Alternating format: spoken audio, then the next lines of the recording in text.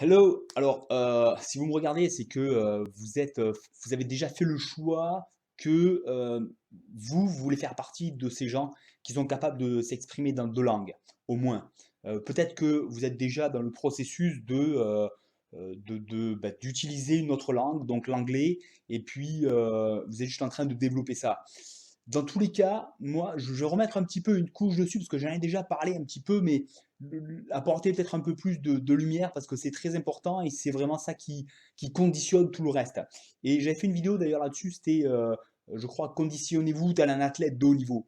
Et pourquoi? Parce qu'en fait, voilà, il y a vraiment quelque chose qui est très important, qui va déterminer tout le reste. Vous savez que quand on veut, voilà, quand on veut changer quelque chose, quand on se fixe des objectifs un peu ambitieux et que qu'il va falloir construire, eh ben, au début, on commence de zéro, on n'a rien, comme tout le monde.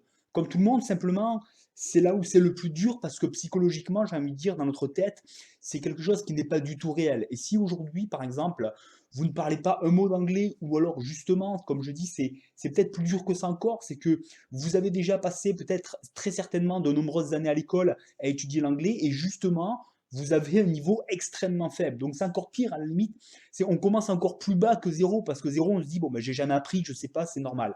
Là, on se dit, non, j'ai déjà passé plein d'années, et ben, je suis nul.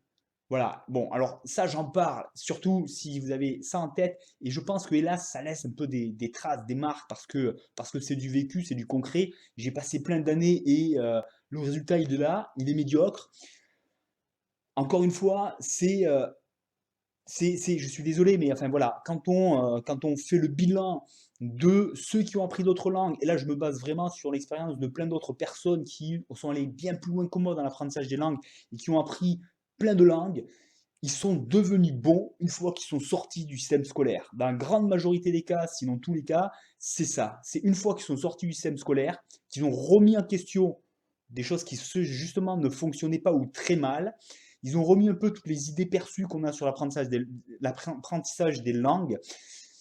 Et là, ils ont véritablement commencé à construire quelque chose d'efficace. Et c'est comme ça qu'ils sont devenus bons. Donc, effectivement, on part même pas de zéro, bien souvent, on part de -10. -10 à cause de cette mauvaise expérience qui nous fait croire tout un tas de choses qui sont justement pas efficaces. Alors, moi, ce que je voulais revenir, c'était, voilà, ça, remettre toujours ça comment dire, remettre à niveau un peu, qu'on repart vraiment à zéro et pas avec des préconçus qui ne fonctionnent pas. Premier point. Mais après, c'est comment on va au-delà. Et au-delà, je dis, voilà, il y a un élément que je vais vous expliquer, mais vous avez un choix à faire. Et le choix, c'est pas simplement de se dire, ben voilà, il va falloir que je prenne un cahier que j'étudie. Non, c'est bien plus que ça.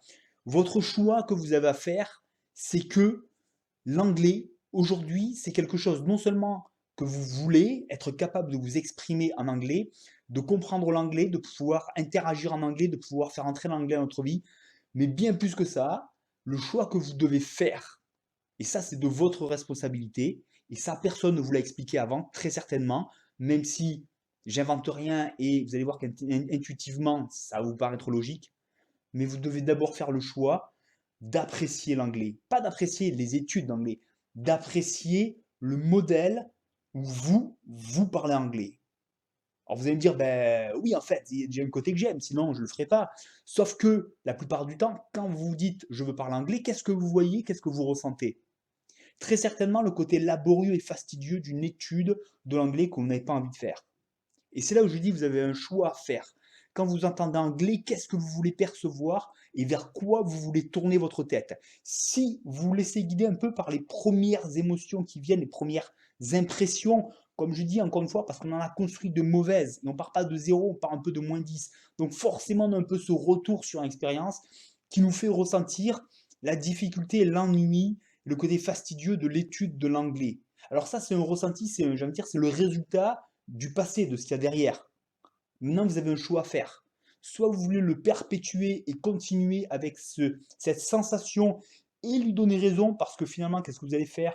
Vous allez vivre avec ce modèle et vous allez batailler pour essayer d'apprendre l'anglais, vous allez vous forcer, vous contraindre, etc. Et vous allez continuer finalement à revivre ce type d'expérience qui ne va faire que renforcer ce ressenti.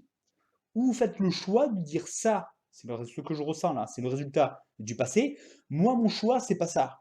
C'est l'aspect plaisant. Et là, je tourne ma tête ailleurs.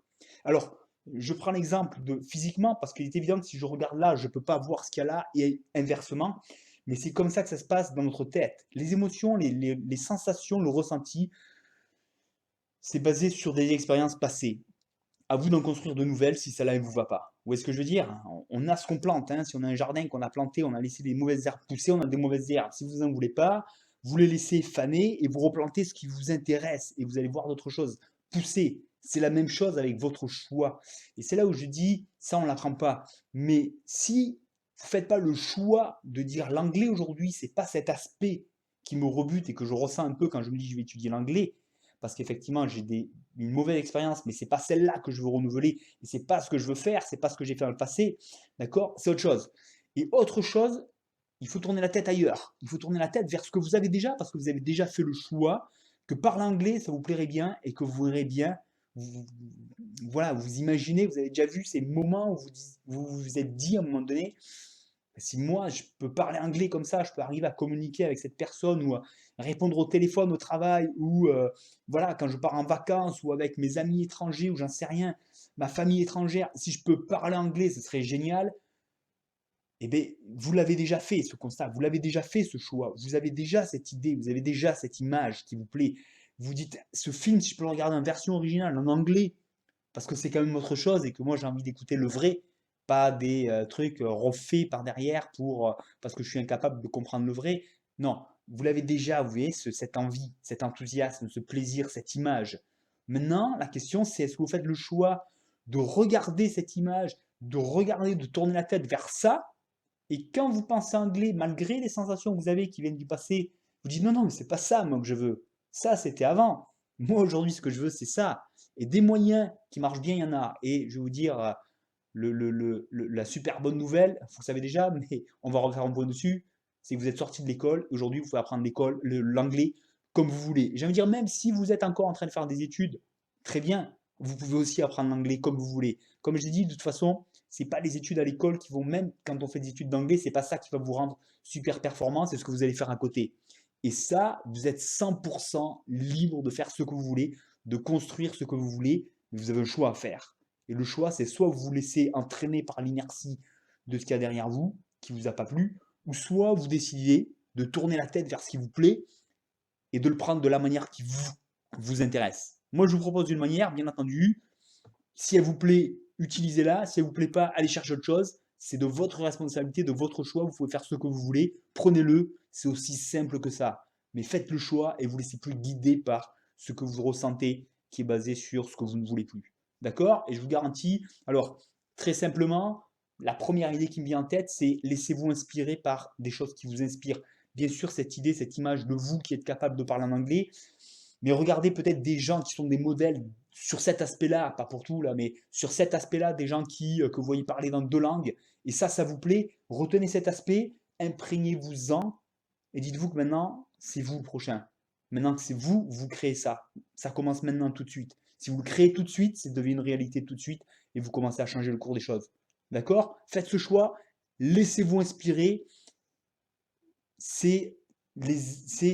comment dire, vous savez, juste pour refaire un point très fort là-dessus, c'est les gens qui font de la vente savent très bien que, et ça, les publicitaires, les vendeurs, j'ai fait des vidéos aussi dessus pour remettre ça en parallèle, mais savent très bien que les choix, on les fait avant tout basés sur nos émotions, parce que nos émotions nous portent énormément.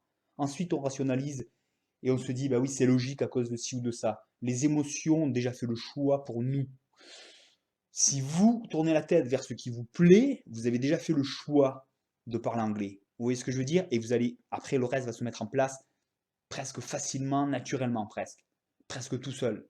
Si vous faites le choix de vous laisser porter, de continuer à regarder les sensations qui ne vous plaisent pas, c'est ça qui va vous porter. Et vos choix, ils vont se diriger vers des choses fastidieuses, des choses contraignantes qui ne vous plaisent pas, parce que le choix a déjà été fait que c'est contraignant l'anglais.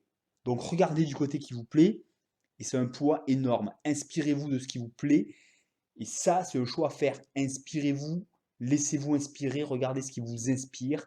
Et à partir de là, vous pourrez construire quelque chose. Pas avant. D'accord? Donc voilà, prenez ça en compte. Voyez un petit peu ce que ça donne. Moi, je vous invite vraiment à faire ce choix, de tourner la tête où vous voulez. de vous laisser d'abord vous inspirer, faire le choix d'être inspiré, de regarder d'abord ce qui vous plaît, et ensuite vous serez performant, jamais l'inverse. Ok? Allez, à vous de jouer. I talk to you soon. Inscrivez-vous à la chaîne YouTube si ce n'est pas encore fait. On se retrouve très bientôt comme d'habitude. Un petit pouce en l'air si ça vous a plu. Et puis je vous dis bye bye. I talk to you soon.